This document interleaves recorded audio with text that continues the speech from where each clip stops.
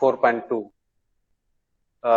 जिसमें हम लोग पढ़ेंगे बेसिकली बेल्ट कन्वेयर्स के बारे में, कितने टाइप का होता है, कैपेसिटी क्या है, और उसके बाद डंपर्स के बारे में पढ़ेंगे। बेसिकली ट्रैक्टर्स, ये सब ट्रक्स के बारे में हमको समझ में नहीं आता है, क्या पढ़ना होगा, तो हम लोग देखेंगे बेसिकली कन्वेयर्स और डंपर्स के बारे में आज के क्लास में। उसके बाद कोशिश करेंगे यूनिट 6 में भी कुछ कवर करने का।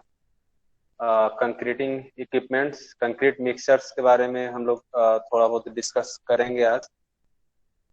तो चलो स्टार्ट करते हैं हम लोग। अभी भी बचा हुआ है यूनिट 4.2।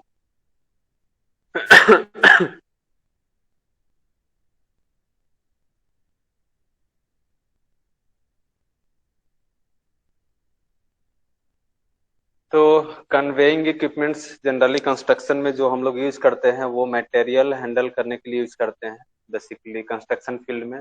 उसके अलावा इंडस्ट्रीज में हम लोग यूज करते हैं पैकेजिंग को, उसके अलावा मटेरियल हैंडलिंग को के लिए यूज करते हैं। तो जो ये कन्वेइंग में इक्विपमेंट्स होता है, ये लार्ज अमाउंट के किसी भी जो भी हमारा मटेरियल है उसको कंटिन्यूअसली कन्वे करने के लिए हम लोग एक इक्विपमेंट का सेटअप रखते हैं, है ना, जिसके थ्रू हम लोग मटेरियल को वन प्लेस से दूसरा प्लेस तक उसको ट्रांसपोर्ट करते हैं। यही हम लोग को पढ़ना है आज की क्लास में। कौन कौन सा इसका टाइप्स होता है कन्वेयर का, वो सब के बारे में पढ़ना है। तो कन्वेयर के बारे में हम कह सकते हैं कि conveyor system is a common piece of mechanical handling equipment that moves material from one location to another. ये एक टाइप का मैकेनिकल हैंडलिंग इक्विपमेंट होता है जो कि मटेरियल्स को वन लोकेशन से दूसरे लोकेशन तक मूव करने के लिए काम आता है। And conveyors are specially useful in applications involving the transportation of heavy और बल्की मटेरियल। मतलब जो भी हेवी या फिर बल्की मटेरियल्स है जिसका कंटिन्यूअस ट्रांसपोर्टेशन दूसरे प्लेस पे जरूरत होता है, उसके लिए हम लोग ये इक्विपमेंट्स यूज करते हैं। Conveyor systems allow quick and efficient transportation for a wide variety of materials which make them very popular in the material handling and packaging industries। तो इसके हेल्प से हमारा जो काम हो जाता है वो बहुत आसान हो जाता है कन्वेयर इक्विपमेंट से। और ये जनरली हम लोग मटेरियल को हैंडल करने के लिए या फिर इंडस्ट्रीज में पैकेजिंग के लिए हम लोग इसका यूज करते हैं। इसका कैरेक्टरिस्टिक्स क्या क्या है उसके बारे में हम लोग थोड़ा सा डिस्कस कर लें पॉइंट वाइज। तो कह सकते हैं कि transporting material from one place to another over a stationary structure. मतलब ये जो कन्वेइंग इक्विपमेंट होगा ये स्टेशनरी स्ट्रक्चर होगा, स्टेशनरी सेटअप होगा, जिसके थ्रू हम लोग मटेरियल को एक प्लेस से दूसरे प्लेस तक या वन पॉइंट से दूसरे पॉइंट तक हम लोग इसको ट्रांसपोर्ट करते हैं। Carriage material in continuous stream. जो भी मटेरियल होगा वो कंटिन्यूअस स्ट्रीम में कैरिज होगा, मतलब जो प्रोसेस होगा वो कंटिन्यूअस प्रोसेस होगा with its distinct features such as endless chain और बेल्ट।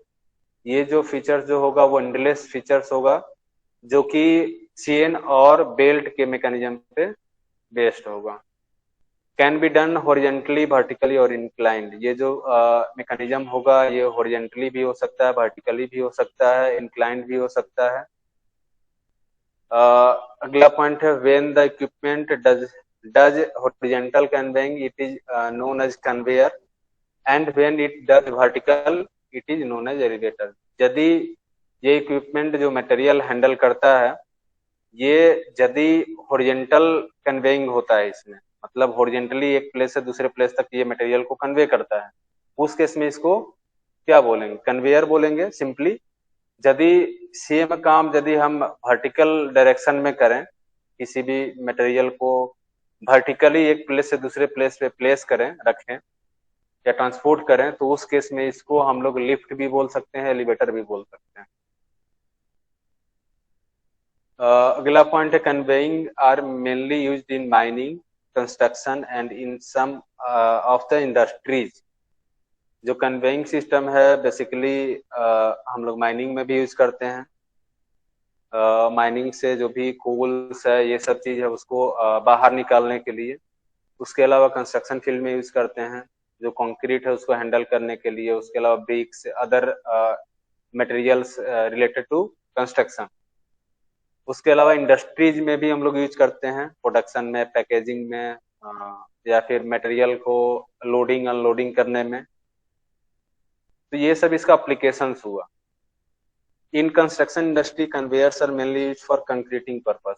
तो कंस्ट्रक्शन जो इंडस्ट्री है बेसिकली वहां पे जो कन्वेयर इक्विपमेंट्स होगा उसका हम लोग बेसिकली यूज करेंगे कंक्रीटिंग पर्पस के लिए। मीन्स जो भी प्रिपेयर्ड कंक्रीट होगा उसको रिक्वायर्ड लोकेशन पे, रिक्वायर्ड साइट पे उसको पहुंचाने के लिए हम लोग इसका यूज करते हैं। इसका एडवांटेज क्या क्या हो सकता है? इसका एडवांटेज ये हो सकता है कि इट इंक्रीजेज द आउटपुट। जो आउटपुट होगा वो हमारा इंक्रीज करेगा। यदि हम मैनुअली उस काम को कर रहे हैं तो आउटपुट हमारा कम रहेगा, इकोनॉमिकल नहीं रहेगा। तो ये आउटपुट इंक्रीज करेगा। अगला है it facilitates continuity in operation. मतलब जो भी ऑपरेशन जो हमारा कंस्ट्रक्शन है उसके कंटिन्यूटी को ये बरकरार रखता है। जो भी काम है कंटिन्यूअस वे में हम कर सकते हैं। उसके अलावा ये टाइम सेविंग होगा। जब भी हम इसका यूज करेंगे कहीं ना कहीं हमारा टाइम सेविंग करेगा, क्योंकि ये भी एक टाइप का इक्विपमेंट हुआ। जितना भी इक्विपमेंट होता है वो हमारा टाइम सेविंग ही होता है, आउटपुट ज्यादा देने के लिए यूज करते हैं हम लोग। उसके अलावा there are no waiting periods.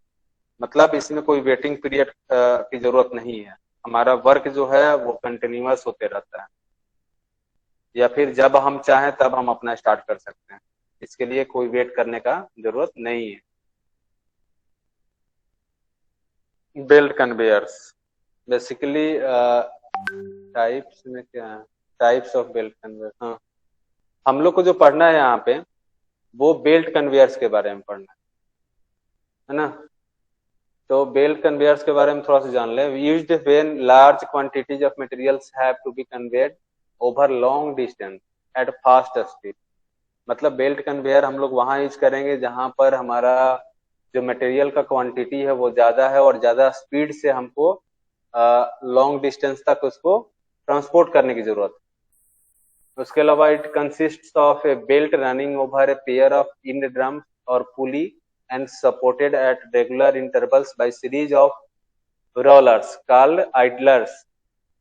ये जो मैकेनिज्म होगा बेल्ट कन्वेयर का, ये दो इंड ड्रम पे रोल करेगा, है ना। जो दो इंड ड्रम होगा उसको पुली भी हम बोल सकते हैं।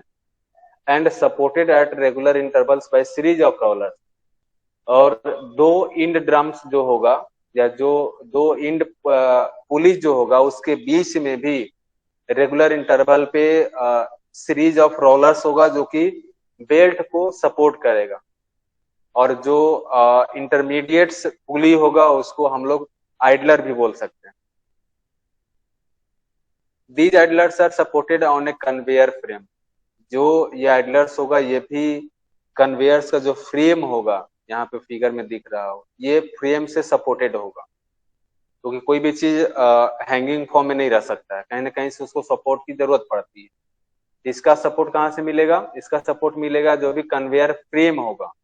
किसी भी सेटअप का कहीं ना कहीं एक फ्रेम होता है, उस फ्रेम पे सारा जो छोटा छोटा इक्विपमेंट्स होता है उसको हम लोग, जो छोटा छोटा टूल्स होता है उसको हम लोग अटैच करके उस पर रखते हैं। ये जो आइडलर्स होगा वो कन्वेयर फ्रेम पे अटैच होगा, सपोर्टेड होगा। The middle sac provided in the belt prevent the spilling of material। जो बेल्ट के मिडिल पोर्शन है वो सैग फॉर्म में होता है जनरली। वो इसलिए किया जाता है ताकि जो मटेरियल इस पे ट्रांसपोर्ट हो रहा है वो बाहर की तरफ गिरे नहीं, आउटवर्ड डायरेक्शन। इसलिए जो मिडिल पोर्शन जो होता है वो सैग फॉर्म में होता है और उसका यूज ये होता है कि मटेरियल को ड्यूरिंग ट्रांसपोर्टेशन वो स्पिल आउट होने से बचाता है। Generally rubber is most commonly used as a conveyor belt. और मोस्टली हम लोग क्या करते हैं कि जो रबर होता है उसको हम लोग as a conveyor belt use करते हैं।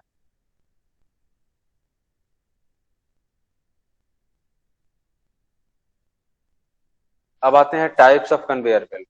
कितने टाइप का होता है कन्वेयर बेल्ट? बेसिकली जो मोस्ट कॉमनली यूज्ड बेल्ट जो होता है वो दो टाइप का होता है। पहला होता है रबर बेल्ट, दूसरा होता है स्टील कॉर्ड। तो जो मोस्ट फ्रिक्वेंटली यूज्ड हम लोग देखते हैं वो है रबर बेल्ट। स्टील कॉर्ड को भी हम लोग यूज करते हैं। Depending upon the situations, depending upon the materials, we decide the types of conveyor belt. Rubber belt की बात करें तो यहाँ फिगर में भी दिख रहा है ना। सेकेंड वाला फिगर में क्लियरली दिख रहा है कि जो बेल्ट है वो रबर का बना हुआ है, ठीक है। और ये लॉन्ग डिस्टेंस तक किसी भी मटेरियल को ट्रांसपोर्ट कर सकता है। तो rubber conveyor belts are commonly used to convey items with irregular bottom surface, small items that would fall in between rollers or bags or of products that would sag between the rollers। मतलब ये जो rubber type का जो belt होगा, rubber belt, ये basically उन materials के लिए ज्यादा यूजफुल होगा जिनका की शेप जो होता है बेसिकली जो सरफेस है, बॉटम सरफेस, वो इरेगुलर हो, उसके लिए ज्यादा ये कन्वेनियंट होता है। क्योंकि यदि हम स्टील की बात करें तो स्टील कन्वेयर बेल्ट का सरफेस जो होता है वो थोड़ा ज्यादा स्मूथ होता है, तो फ्रिक्शनल फोर्स वहां कम जनरेट हो पाता है। क्योंकि जब भी हम यदि एलिवेशन की बात करें, लो एलिवेशन से हाई एलिवेशन पे किसी मटेरियल को हम ट्रांसपोर्ट कर रहे हैं, जो हमारा कन्वेइंग मैकेनिज्म है वो इंक्लाइंड है, तो किसी भी मटेरियल को ट्रांसपोर्ट करने के लिए कहीं ना कहीं फ्रिक्शनल फोर्स की जरूरत पड़ती है। तो उस केस में रबर बेल्ट जो होता है वो ज्यादा बेटर फ्रिक्शनल फोर्स जनरेट करता है। और जो इरेगुलर बॉटम सरफेस का जो मटेरियल होता है वो उसमें फ्रिक्शनल फोर्स का value compare to steel belt ज्यादा चाहिए। मीन्स स्टील बेल्ट के साथ उतना फ्रिक्शन जनरेट नहीं कर पाएगा। इसलिए जो मटेरियल जिसका बॉटम सरफेस ज्यादा इरेगुलर है वो सुटेबल होता है रबर बेल्ट टाइप के कन्वेयर मैकेनिज्म के लिए। अगला है steel cord. Steel cord belts provides outstanding reliability and durability in transporting the materials. A steel cord conveyors belt ensures maximum conveying performance even under grueling stress condition। Basically ये हम लोग decide करते हैं depending upon the type of material कि हमको किस type का belt हमको यूज करना है। यदि हम स्ट्रेंथ की बात करें तो स्ट्रेंथ कभी भी स्टील कॉर्ड में ज्यादा होगा। कभी कभी ये भी हम लोग करते हैं कि जो स्टील कॉर्ड होता है उसके अपर पोर्शंस में हम लोग रबर टाइप का, रबर बेल्ट का एक छोटा पतला सा लेयर हम लोग स्टिक करा देते हैं। एक मिनट हो गया।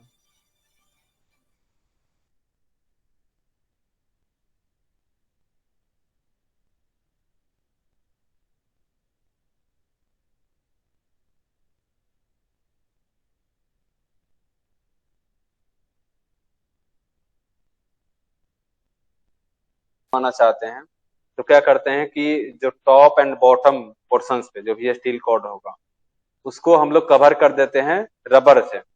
जो रबर बेल्ट होगा पतला लेयर एक हम लोग रबर का उस पर चढ़ा देते हैं। इससे क्या होता है कि उसका सेफ्टी और इफिशियंसी इंक्रीज कर जाता है। जैसे इस फिगर में देख रहे हो कि स्टील कॉर्ड का है, लेकिन उसके बॉटम जो पोर्शंस है वो भी रबर का है, बॉटम रबर कवर, और टॉप में भी हम लोग रबर कवर लगा देते हैं। इससे क्या होता है कि adequate amount of friction generate हो जाता है उसके सरफेस पे। इस तरह से हम लोग दो टाइप का बेसिकली हम लोग यूज करते हैं कंस्ट्रक्शन फील्ड में, ठीक है। The advantage of using belt conveyors are as follows. क्या है इसका advantage? It can handle light as well as heavy material. Dry और वेट, फाइन और कोर्स। मतलब जो भी बेल्ट कन्वेयर्स है, चाहे वो स्टील कॉर्ड हो या फिर रबर कवर हो, तो उस केस में हम लोग जो मटेरियल होगा वो ड्राई भी हम लोग ट्रांसपोर्ट कर सकते हैं, वेट भी ट्रांसपोर्ट कर सकते हैं, फाइन मटेरियल हो, कोर्स मटेरियल हो, हेवी मटेरियल हो, इन सब मटेरियल को हम लोग हैंडल कर सकते हैं। It can transfer several thousand tons of material per hour and for a distance of several kilometre. मतलब ये जो कन्वेयर मैकेनिज्म है ये several thousand tons of material को पर आवर हैंडल कर सकता है, ट्रांसफर कर सकता है, and for distance of several kilometre. यदि माइनिंग का बात करें तो माइनिंग में जो डिस्टेंस हो जाएगा कन्वेयर मैकेनिज्म का वो ज्यादा हो जाएगा कंपेयर टू कंस्ट्रक्शन इंडस्ट्री। इसका ये एक एडवांटेज है कि ये करीब करीब किलोमीटर तक भी ये मटेरियल को आसानी से हैंडल कर सकता है। It can carry material horizontally और इंक्लाइन। मटेरियल को ये हॉरिजॉन्टली भी कैरी कर सकता है, इंक्लाइन वे में भी कैरी कर सकता है। It is lighter in weight than other conveyors. Other conveyors की तुलना में इसका वेट जो होगा वो हल्का होगा। It gives controlled discharge of material and discharge can be controlled by speed of the belt. हम चाहें तो जो भी डिस्चार्ज का रेट है उसको कंट्रोल कर सकते हैं, चाहे तो हम मटेरियल को कंट्रोल करें या फिर उसके स्पीड को, जो बेल्ट का स्पीड है उसको कंट्रोल करके भी हम लोग डिस्चार्ज जो होगा उसको कंट्रोल कर सकते हैं अपने जरूरत के हिसाब से। जहां तक किसी को डाउट बेल्ट कन्वेयर्स में? No sir. अगला हम लोग पढ़ना डंपर्स के बारे में। डंपर से सभी लोग अवेयर होंगे, क्या काम है इसका, क्या फंक्शन है। Dumpers basically material handling equipment होता है। ये भी एक टाइप का कन्वेयर कह सकते हैं, लेकिन ये कंटिन्यूअस कन्वेयर्स में नहीं आएगा। ये एक टाइप का इक्विपमेंट है, बेसिकली हम लोग इसका यूज करते हैं कंस्ट्रक्शन इंडस्ट्री में। बेसिकली अर्थन मटेरियल को डंप करने के लिए, किसी भी हाईवे, जैसे हाईवे कंस्ट्रक्शन हो उस केस में इसका यूज मैक्सिमम होता है। उसके अलावा फैक्ट्री इंडस्ट्रीज में भी इसका यूज होता है ना। तो कह सकते हैं कि dumper is a vehicle designed for carrying bulk material often on open cast mining sites और बिल्डिंग साइट्स। मतलब माइनिंग साइट्स और बिल्डिंग साइट्स पे हम लोग इसको मटेरियल को कैरी करने के लिए इसका यूज कर सकते हैं।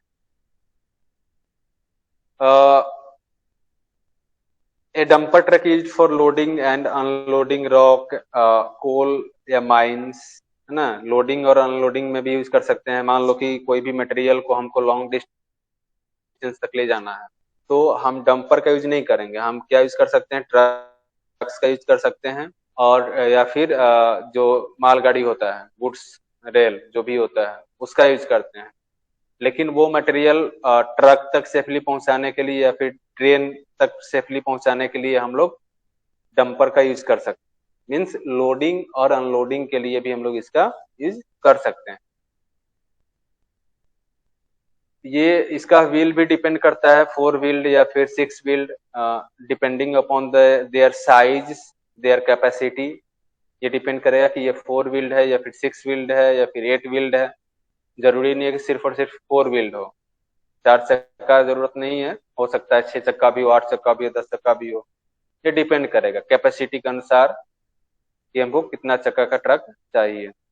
Dumpers are normally diesel power. ये बेसिकली डीजल ऑपरेटेड होता है। The multi cylinder diesel engine, इसमें जो इंजन लगा हुआ रहेगा वो मल्टी सिलेंडर रहेगा। This is off road vehicle. ये जनरली जो डंपर्स होता है वो ऑफ रोड व्हीकल। तो ऑफ रोड कहने का मतलब कि नॉन पब्लिक रोड। बेसिकली ये नॉन पब्लिक रोड पे रन करता है, प्राइवेट रोड भी जिसको बोल सकते हैं। ऐसा नहीं कि ये पब्लिक रोड पे नहीं चल सकता है, लेकिन जितना भी कंस्ट्रक्शन वर्क होता है देखते हो कि वो मैक्सिमम नॉन पब्लिक रोड ही यूज करता है। जैसे सोन रिवर या फिर फल्गु रिवर से जो भी सैंड का ट्रांसपोर्टेशन होता है उस केस में भी मैक्सिमम रूट वही अडॉप्ट किया जाता है जो कि नॉन पब्लिक हो। जहां पे पॉसिबल नहीं है नॉन जहाँ पे नन पब्लिक या फिर प्राइवेट रोड अवेलेबल नहीं है, वहीं पर हम लोग इसका पब्लिक रोड जो है उसको यूज करते हैं।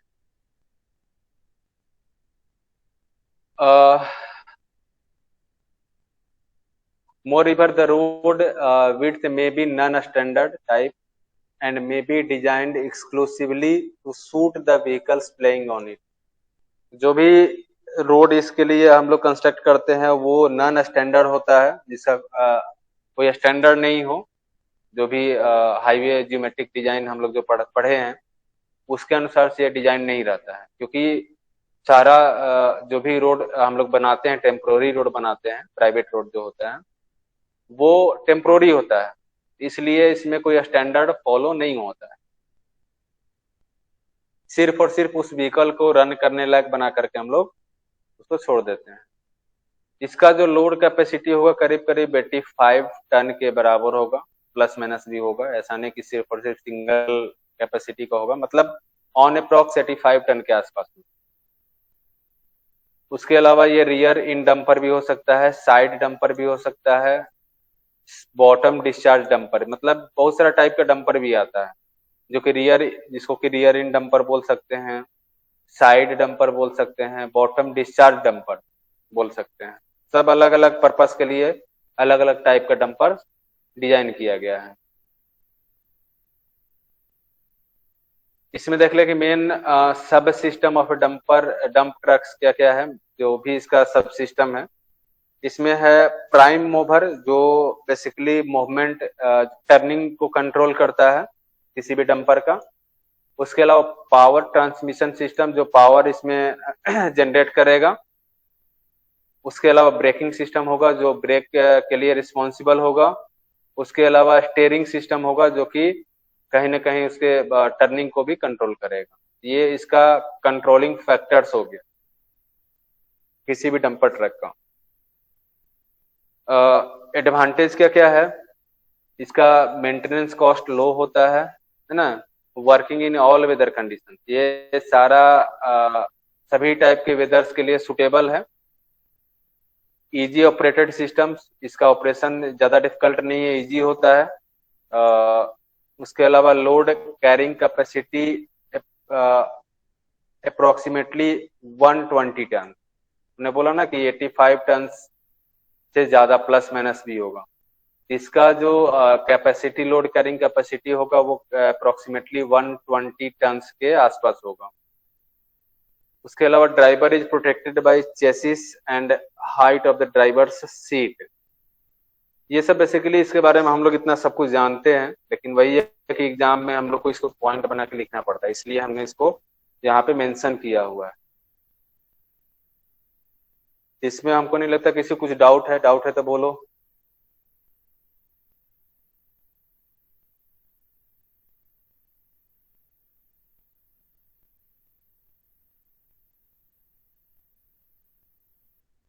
कन्वेयर बेल्ट के बारे में कोई डाउट हो तो बोलो, डंपर ट्रक के बारे में किसी कुछ डाउट हो तो बताओ।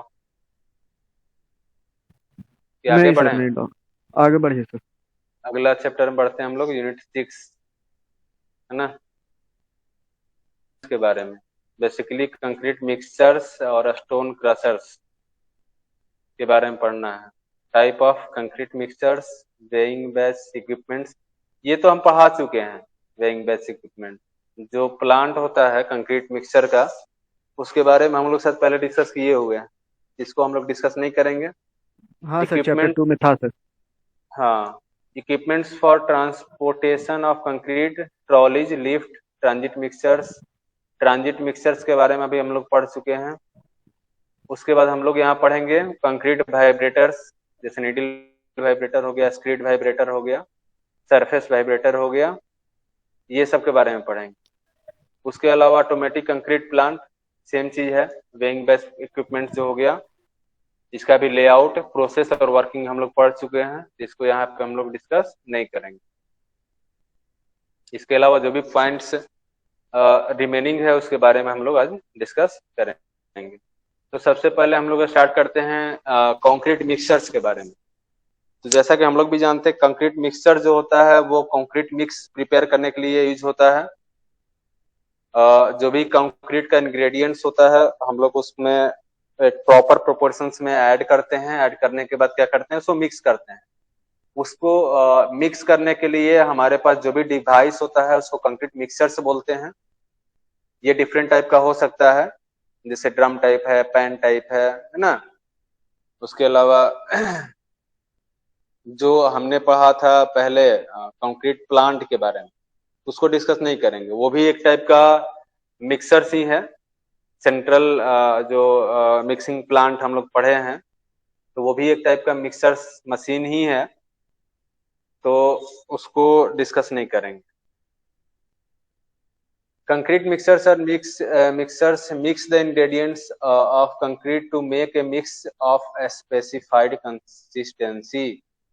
जो मिक्सर्स होगा वो कंक्रीट के इंग्रेडिएंट्स को एक स्पेसिफाइड कंसिस्टेंसी तक मिक्स करने का काम करता है। ठीक है। And there are two main types of concrete mixtures. पहला है ड्रम टाइप एंड दूसरा है पैन टाइप। ड्रम टाइप जैसा कि नाम सजेस्ट कर रहा है, ये एक ड्रम टाइप का होगा जिसमें एक ड्रम रहेगा, उसमें हम लोग सारा इंग्रेडिएंट्स को पुट करेंगे, चार्ज करेंगे उसको, उसके बाद उसको रोटेट करेंगे। सर्टेन टाइम बाद जब मिक्सिंग कंप्लीट हो जाएगा तो उसमें से जो भी कंक्रीट मिक्स है उसको हम लोग डिस्चार्ज कर देंगे किसी भी पॉट में। तो इंडिविजुअली इसके बारे में हम लोग देखेंगे। पहले देखते हैं ड्रम टाइप के बारे में। जो ड्रम टाइप हो जाएगा वो हो जाएगा tilting and non tilting type. ये जनरली हम लोग इसके बारे में अवेयर हैं, टिल्टिंग मिक्सर्स और नॉन टिल्टिंग मिक्सर्स। जो हमारे सॉइल लैब में रखा हुआ है, तुम लोग सब देखे होगे। हाँ सर देखें। तो वो एक टाइप का वो टिल्टिंग मिक्सर्स है। ठीक है। टिल्टिंग जैसा कि नाम सजेस्ट कर रहा है, टिल्टिंग मतलब वो टिल्ट करता है। रोटेशन तो होगा ही उसमें, रोटेट जो ड्रम है वो रोटेट भी करेगा और टिल्ट भी करेगा। तो टिल्टिंग और नॉन टिल्टिंग में बेसिक डिफरेंस ये है कि टिल्टिंग में क्या होता है कि ओपनिंग ऑफ ड्रम सिंगल होता है, मतलब एक साइड सिर्फ ओपनिंग रहता है, उसी में मटेरियल को हम लोग चार्ज करते हैं और उसी से मटेरियल को डिस्चार्ज करते हैं। जब हमको चार्ज करना रहता है तो मटेरियल का जो भी ड्रम का जो माउथ जो होगा, ओपन माउथ, वो इंक्लाइंड अपवर्ड डायरेक्शन में रहेगा। और जब मटेरियल फीड हो जाएगा, जो भी कंक्रीट है वो रेडी हो जाएगा, तो डिस्चार्ज करने के लिए हम लोग क्या करते हैं कि ड्रम को टिल्ट करते हैं। टिल्ट करने के बाद उसको वर्टिकली उसको इंक्लाइंड करेंगे डाउनवर्ड डायरेक्शन। और जैसे ही मटेरियल डिस्चार्ज हो जाएगा फिर से हम लोग चार्ज करेंगे और ये प्रोसेस रिपीट होते रहेगा। तो the tilting mixtures consist of A drum rotating on a roller bearing through a ring gear around the periphery। ये जो होगा एक ड्रम होगा टिल्टिंग मिक्सचर्स, जो कि एक बियरिंग के अबाउट रोटेट करेगा, है ना, through a ring gear around the periphery. तो इसके पेरिफेरी जो भी ड्रम होगा उसके पेरिफेरी में, सर्कमफ्रेंस में गियर सिस्टम बनाया हुआ रहेगा। जो छोटा छोटा जो टीथ देखते हैं, दांत से देखते हैं, उसी के बेसिस पे ये पावर गेन करता है, इसी पावर से वो रोटेट करता है। ठीक है। Material for mixing is charged into the drum by a loading hopper made of steel plate. जो भी मटेरियल होगा जिसको मिक्स करना है हमको, ये एक हुपर के द्वारा, जिसको लोडिंग हुपर बोलते हैं, उसके द्वारा हम लोग मटेरियल को इसमें चार्ज करते हैं। चार्ज करने का मतलब कि हम लोग ड्रम में फिल करते हैं मटेरियल, जो भी इंग्रेडिएंट्स है, सैंड है, एग्रीगेट है, सीमेंट है। सबसे पहले हम क्या करेंगे कि जो भी लोडिंग हुपर है उसमें प्लेस करेंगे और उसके बाद उस हुपर को उठा करके हम लोग जो भी मटेरियल है उसको ड्रम में फीड कर देंगे। Mixed Hooper is discharged by tilting the drum about the horizontal axis. जो भी मिक्स्ड हुपर होगा उसको बेसिकली कंक्रीट जो होगा उसको हम लोग टिल्ट करके बाहर निकाल सकते हैं। Tilting mixers are useful for large construction works. ये बड़ा बड़ा कंस्ट्रक्शन वर्क के लिए यूजफुल होता है।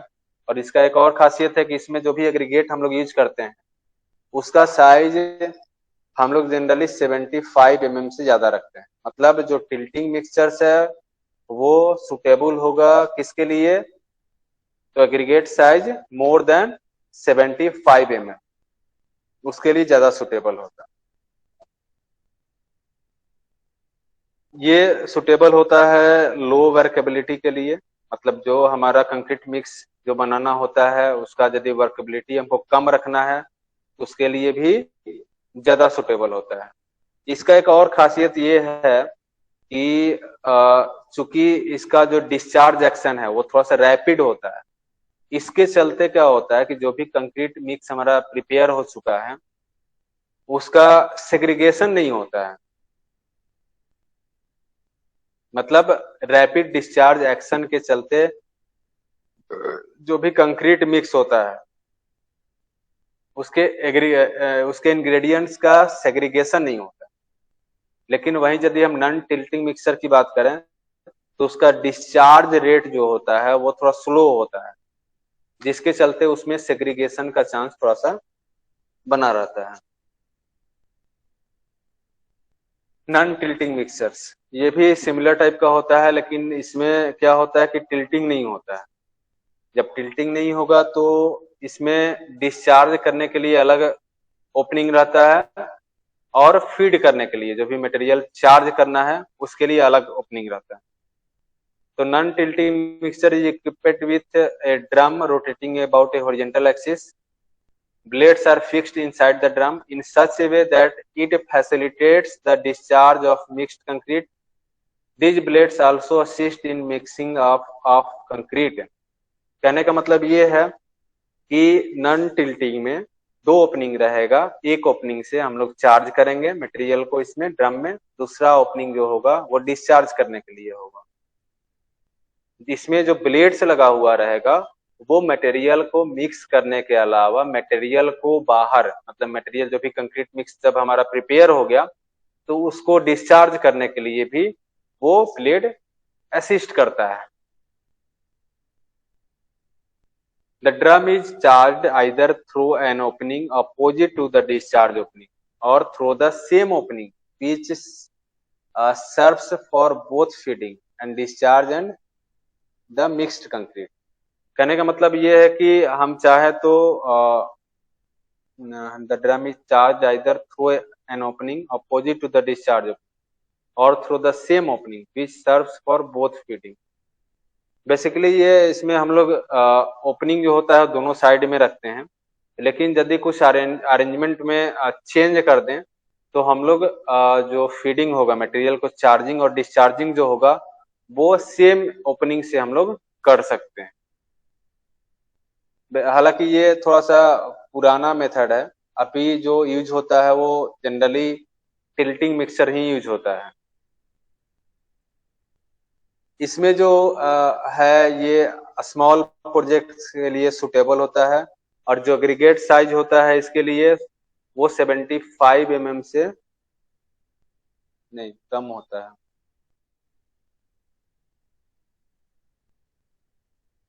इसमें जो एग्रीगेट का साइज हम लोग यूज करते हैं वो 75 mm से कम के साइज का यूज करते हैं। यहाँ पे गलती से लिखा गया है, हाँ it cannot be used when, हाँ सही लिखा हुआ है, सही लिखा हुआ है, it can't be used when aggregate size is more than 75 mm। मतलब जब भी हम लोग यूज करेंगे नॉन टिल्टिंग का उस केस में जो एग्रीगेट का साइज होना चाहिए वो 75 mm से कम होना चाहिए। टिल्टिंग के केस में जो एग्रीगेट का साइज होना चाहिए वो होना चाहिए 75 mm से ज्यादा होना चाहिए। ठीक है, इसका जो कैपेसिटी होता है वो हम लोग इसको एनटी में मेजर करते हैं। एनटी basically nominal mix batch capacity इसको बोलते हैं और इसको डिनोट करते हैं जैसे मान लो कि 200 एनटी, छोटा स्मॉल साइज का है तो 200 एनटी, उससे थोड़ा सा बड़ा साइज का कोई मिक्सचर है टिल्टिंग में तो वो हो जाएगा 280 एनटी भी आता है, उसके बाद 400 एनटी भी आता है, 800 एनटी भी आता है। तो इसका कैपेसिटी मेजर करने के लिए, मतलब क्योंकि जो भी मिक्सचर्स आता है वो डिफरेंट साइज का होता है तो साइज को हमको पहचानने के लिए हम क्या करते हैं कि एक नोटेशन पुट करते हैं, जैसे 200 NT छोटा साइज हो गया। उसके अलावा यदि हम 400 बोल रहे हैं तो उससे बड़ा साइज हो गया, 800 NT उससे भी बड़ा साइज हो गया। ये इसको इसकी कैपेसिटी को डिनोट करने के लिए, क्योंकि हर चीज को मेजर करने के लिए कहीं ना कहीं हम एक पैरामीटर सेट करते हैं। इसके लिए भी जो पैरामीटर हम सेट करते हैं वो एनटी के टर्म में करते हैं। 200, 280, 400, 800 इस टाइप में आता है। ठीक है। उसके बाद आता है पैन टाइप मिक्सर। तो पैन टाइप मिक्सर्स में क्या होता है कि आ, हम क्या करते हैं कि एक पैन रहता है, इसको हम दिखा रहे हैं तुमको वीडियो से।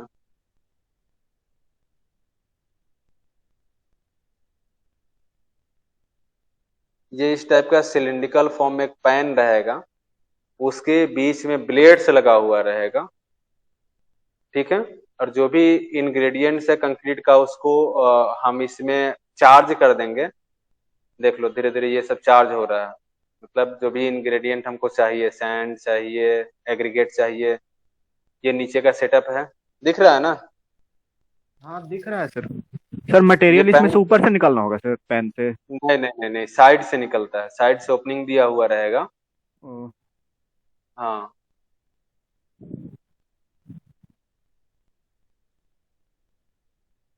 देखो हमारा कंक्रीट जो है वो रेडी हो गया है।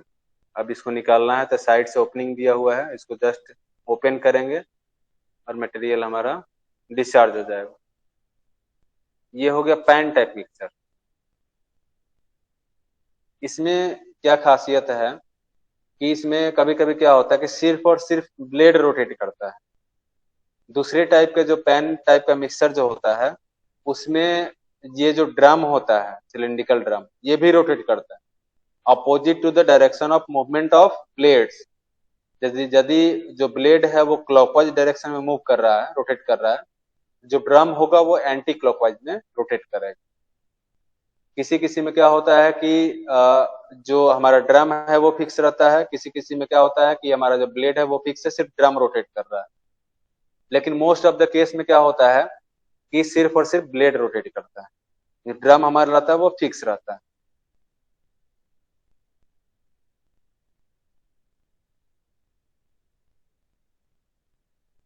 In the pan type mixer an open pan equipped with a rotating star of blades moves in opposite direction relative to the each other with at very low speed. These mixes are very efficient in working especially with a stiff mix. यदि हमको stiff mix बनाना है तो इस type का mixer ज्यादा efficient होता है mixing करने में। ठीक है। इसमें तो कुछ अलग से समझने की कुछ जरूरत नहीं है, फिगर देख लिए समझ में आ गया।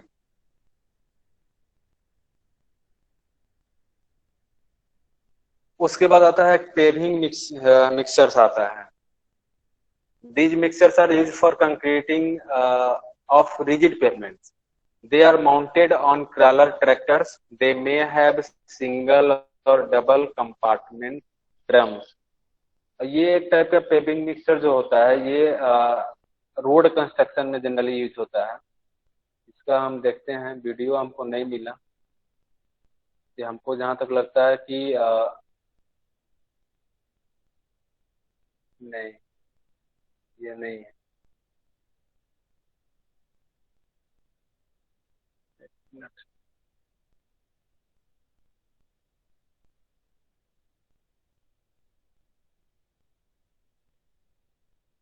These mixes are very used for concreting of rigid pavements.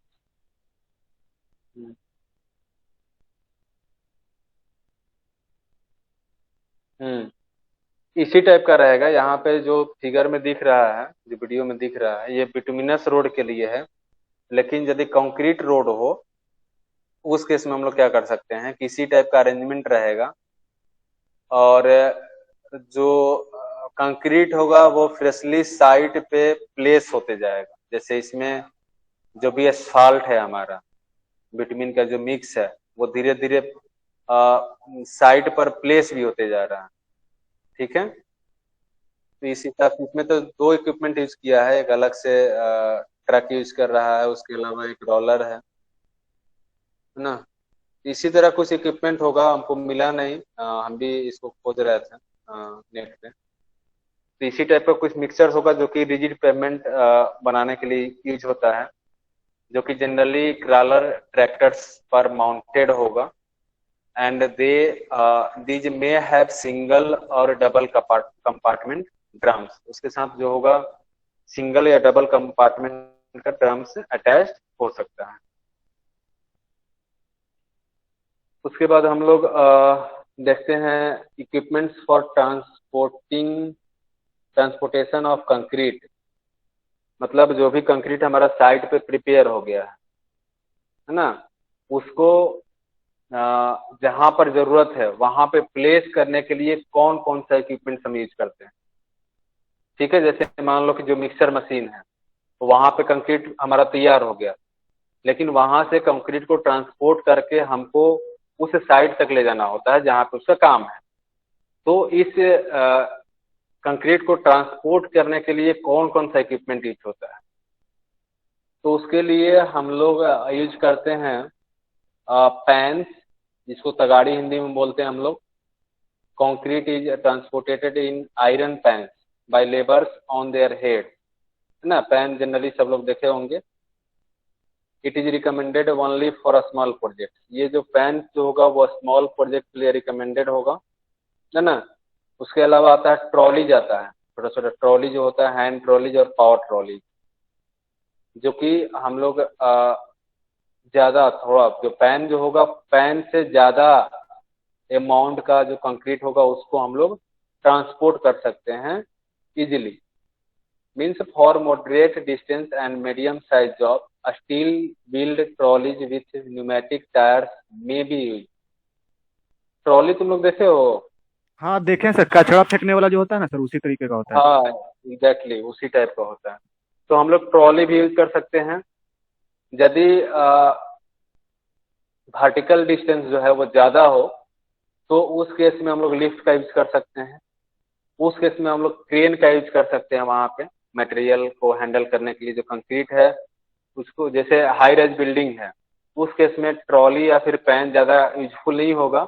उस केस में लिफ्ट या फिर जो भी क्रेन हमने पढ़ा था वो ज्यादा यूजफुल होगा।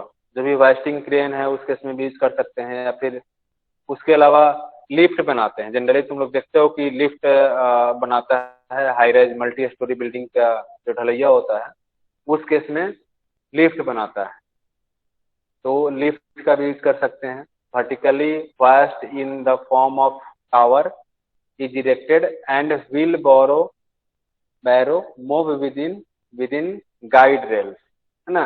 It permits to deposit concrete at different elevations around the structure. Basically वही है जो लिफ्ट यूज होता है, वही लिफ्ट के बारे में चर्चा कर रहे हैं हम लोग। ये हो गया लिफ्ट। उसके अलावा ट्रांजिट मिक्सचर्स का भी यूज होता है। तो इसके बारे में हम लोग पहले पढ़ चुके हैं, मेंशन्ड अर्लियर, है ना। यहाँ तक किसी कुछ डाउट? जो भी हमको लगता है पढ़ा वो हम लोग को देखा हुआ है, हम लोग उससे अवेयर हैं, फ्रेंडली हैं, तो हमें नहीं लगता ज्यादा कंफ्यूजन वाला चीज है अभी तक, क्या? नहीं सर, सब क्लियर है सर। हम्म। अब आते हैं वाइब्रेटर के बारे में, कंक्रीट वाइब्रेटर, है ना। जब कंक्रीट प्लेस हो गया था to improve the characteristics of concrete. सही बात है, किसी भी कंक्रीट का स्ट्रेंथ को, कैरेक्टरिस्टिक्स को इम्प्रूव करने के लिए कंपैक्शन जरूरी है। Generally presence of 1% void reduces the strength of concrete by 5%। समझ सकते हो, यदि किसी भी कंक्रीट में 1% void रह गया है तो वो कंक्रीट का 5% स्ट्रेंथ को घटा देगा। Therefore it is very important to compact the freshly placed concrete either by mechanical means और मैनुअली। इसीलिए किसी भी कंक्रीट को हमको कंपैक्ट करने की जरूरत पड़ता है, चाहे वो कंपैक्शन मैकेनिकल हो या फिर मैनुअली हो।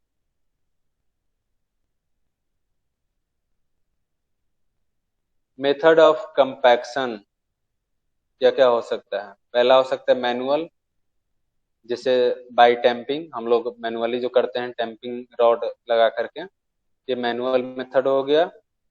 यदि हम मैकेनिकली करना चाहते हैं तो हम लोग यूज कर सकते हैं वाइब्रेटर्स, जैसे needle vibrator, form vibrator, vibrating tables और सरफेस वाइब्रेटर। नीडल वाइब्रेटर को हम लोग इंटरनल वाइब्रेटर्स भी बोलते हैं, फॉर्म वाइब्रेटर को एक्सटर्नल वाइब्रेटर हम लोग बोलते हैं, वाइब्रेटिंग टेबल को प्लेटफॉर्म वाइब्रेटर भी बोलते हैं, और सरफेस वाइब्रेटर को स्क्रीड वाइब्रेटर भी बोलते हैं। क्योंकि सरफेस वाइब्रेटर जो है या फिर स्क्रीड वाइब्रेटर है, इसको हम लोग देखे थे, हमको लगता है कि चैप्टर 2 में ही देखे थे ना, स्क्रीड वाइब्रेटर। हाँ सर। देख लेते हैं। नीडल वाइब्रेटर से तुम लोग अवेयर हो गए, हाँ सर। जिसको कि इंटरनल वाइब्रेटर भी बोलते हैं। जनरली जो छत का ढलैया नॉर्मल जो रेसिडेंशियल बिल्डिंग्स है उस केस में मोस्टली यूज होता है नीडल वाइब्रेटर। ये बेसिकली एक नीडल होता है ना, जो कि वाइब्रेट करता है। तो needle vibrator this is perhaps the most commonly used vibrator. सही बात है, मैक्सिमम केस में हम लोग नीडल वाइब्रेटर ही यूज करते हैं।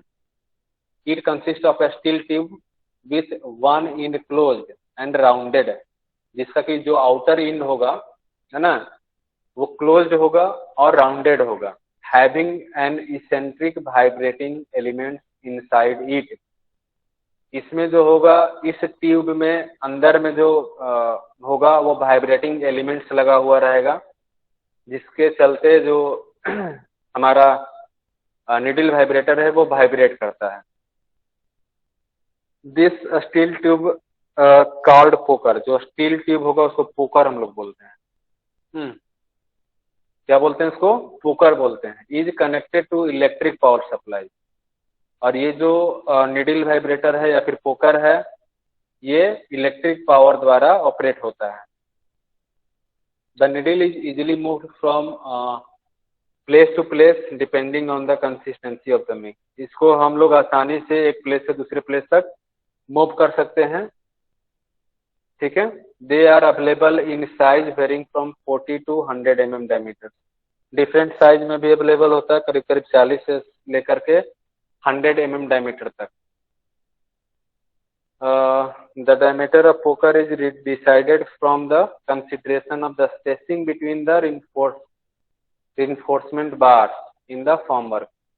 अब जो कंपैक्शन का जो हमारा स्पेसिंग होगा, कहने का मतलब ये है कि जिसे हम कंपैक्शन जब भी नीडल वाइब्रेटर द्वारा करेंगे तो कितना कितना इंटरवल पर करेंगे। जो नीडल वाइब्रेटर है एक बार मान लो किसी पॉइंट ए पे यूज कर लिए तो पॉइंट बी का डिस्टेंस क्या होना चाहिए, है ना। जो स्पेसिंग होना चाहिए वो करीब करीब 8 to 10 times of the poker diameter होना चाहिए।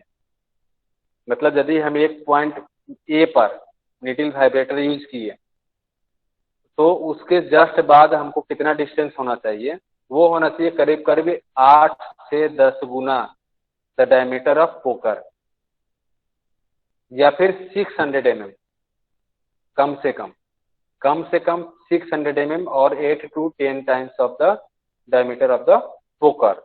ये इंटरवल होना चाहिए, interval of immersion of needle vibrator. Vibration period में भी of the order of 30 second to 2 minute. जो वाइब्रेशन पीरियड होना चाहिए वो करीब करीब 30 से 2 मिनट तक, 30 सेकेंड से 2 मिनट के बीच होना चाहिए। The vibrator should never be use to move concrete laterally. जो वाइब्रेटर होना चाहिए वो कभी भी कंक्रीट को मूव करने के लिए, लैटरली मूव करने के लिए यूज नहीं करना चाहिए। यदि हम ऐसा करते हैं तो सेग्रीगेशन का चांस बनता है। जो भी कंक्रीट है फ्रेशली प्लेस वो सेग्रीगेट हो सकता है, ठीक है। ये हो गया हमारा नीडल वाइब्रेटर के बारे में। अब आते हैं फॉर्म और एक्सटर्नल वाइब्रेटर।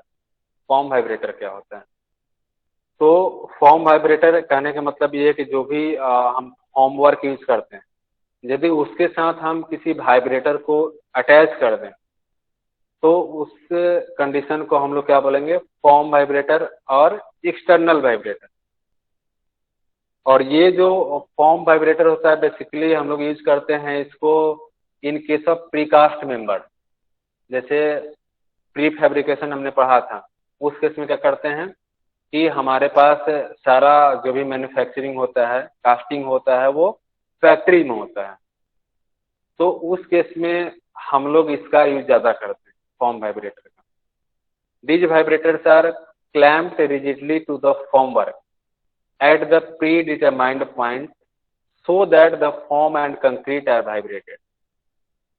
मतलब हम कंक्रीट के फॉर्म के साथ वाइब्रेटर को अटैच कर देंगे सो दैट कि कंक्रीट और वाइब्रेटर साथ साथ वाइब्रेट करे, और इसी वाइब्रेशन के चलते हमारा जो कंक्रीट होगा वो कॉम्पैक्ट होगा। These are more often used for precasting of the in situ sections of such shape and thickness as cannot be compacted by internal vibrators। कहने का मतलब ये है कि ये प्रीकास्ट मेंबर के लिए जनरली हम लोग यूज करते हैं, और इस केस में जो मेंबर का थिकनेस होगा वो ज्यादा नहीं होना चाहिए। ठीक है। these they consume more power for a given compaction effect than internal vibrators। इसमें ऑब्वियसली ज्यादा पावर कंज्यूम होगा क्योंकि हम लोग पूरे फॉर्म को वाइब्रेट करवा रहे हैं, जबकि इंटरनल जो वाइब्रेटर, नीडल जो वाइब्रेटर होता है, उसमें हम लोग कंक्रीट को वाइब्रेट करवाते हैं, ना कि फॉर्म वर्क को वाइब्रेट करवाते हैं। इसलिए यहाँ पे जो एनर्जी कंज्यूमशन होगा वो ज्यादा होगा सेम इफेक्ट के लिए। It can compact up to 450 mm from the face. जो इसका कंपैक्शन का जो डेप्थ होगा वो maximum 450 mm from the face होगा। मतलब ज्यादा थिकनेस के लिए ये सुटेबल नहीं होगा। उसके बाद अगला जो आता है वाइब्रेटर, वो आता है वाइब्रेटिंग टेबल्स। जैसा कि नाम सजेस्ट कर रहा है, टेबल्स मतलब जो भी वाइब्रेशन वर्क होगा वो एक प्लेटफॉर्म होगा और वो प्लेटफॉर्म टोटली वाइब्रेट करेगा, है ना। तो it consist of rigidly build steel platform mounted on flexible springs and driven by electric motor. मैंने जिस प्लेटफॉर्म पे हम काम करते हैं वो पूरा पूरा प्लेटफॉर्म जो है वो वाइब्रेट करेगा। इसके चलते जो वाइब्रेशन के चलते जो भी होगा उसमें कंपैक्शन होगा। They are very efficient in compacting stiff and harsh concrete mixes required for manufacturing of precast elements in the factories and test specimens in laboratory। ये भी जो मेथड है वाइब्रेट कंपैक्शन का, ये बेसिकली प्रीकास्ट एलिमेंट्स के लिए use करते हैं। ये साइड पर यूज नहीं होगा।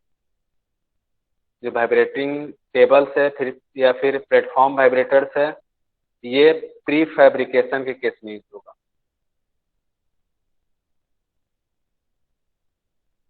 उसके बाद फाइनली है सरफेस वाइब्रेटर और स्क्रीड वाइब्रेटर। इसके बारे में हम पहले भी बताए थे। These consist of vibrating fan or skid vibrators which vibrate the concrete from the surface usually at the time of concrete is struck off। मतलब ये जो मेथड है, दिखाते हैं।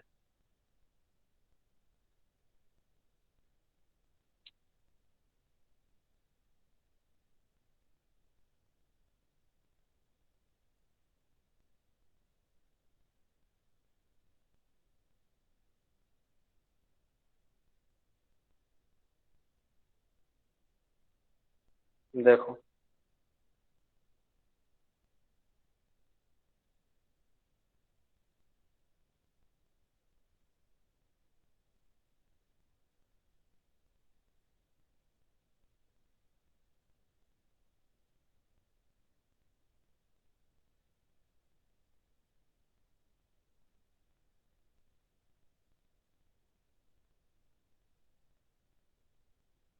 इसको बोलते हैं स्क्रीड वाइब्रेटर या फिर सरफेस वाइब्रेटर। और ये जो जनरली यूज होता है वो road construction, rigid pavement construction में यूज होता है मेनली। जस्ट लाइक जिससे खेत को हम लोग लेवल करते हैं, है ना, सेम वही प्रोसेस है।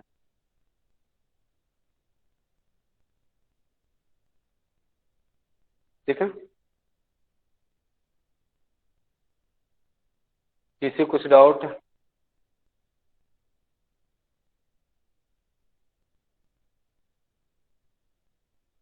सर कॉलम के लिए कौन सा सुटेबल रहेगा सर?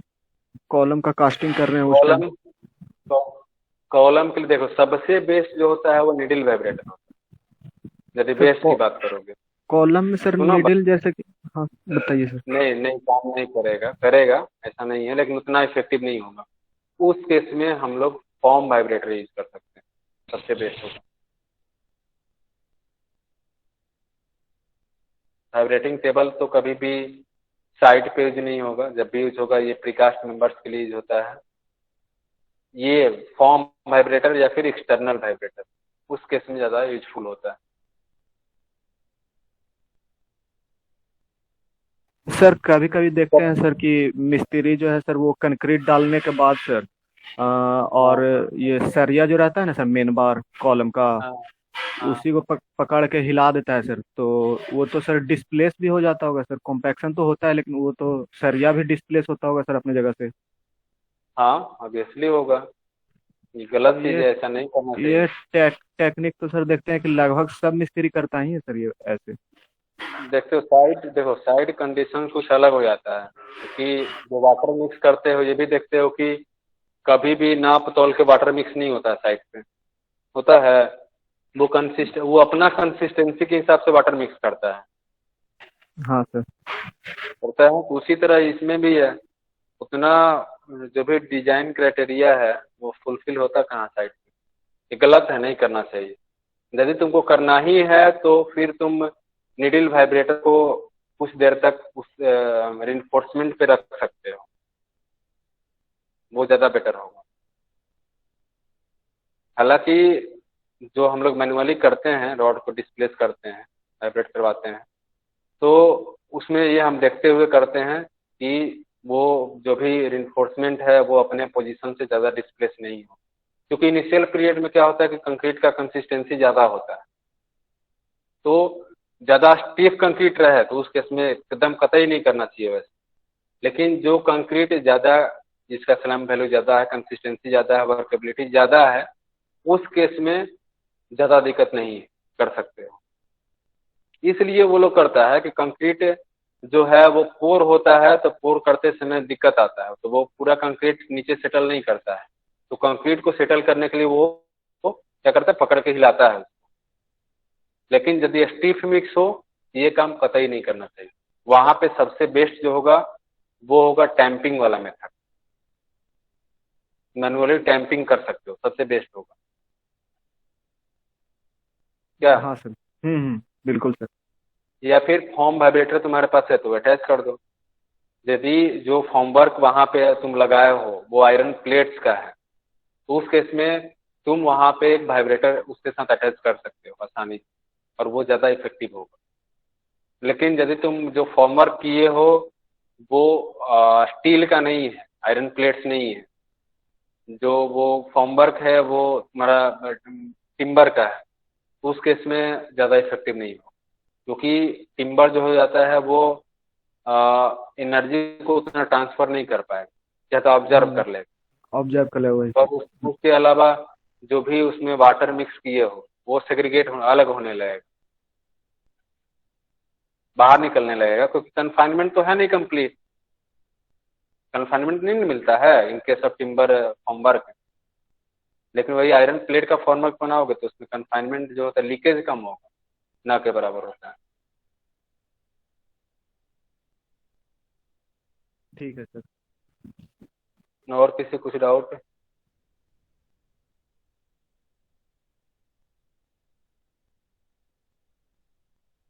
इसका अभी मटेरियल हमारे पास तैयार नहीं है, कोशिश करते हैं यूनिट 7 का। इसको दे देंगे मटेरियल, पढ़ाने का भी कोशिश कर रहे हैं, देखते हैं मटेरियल तैयार हो जाए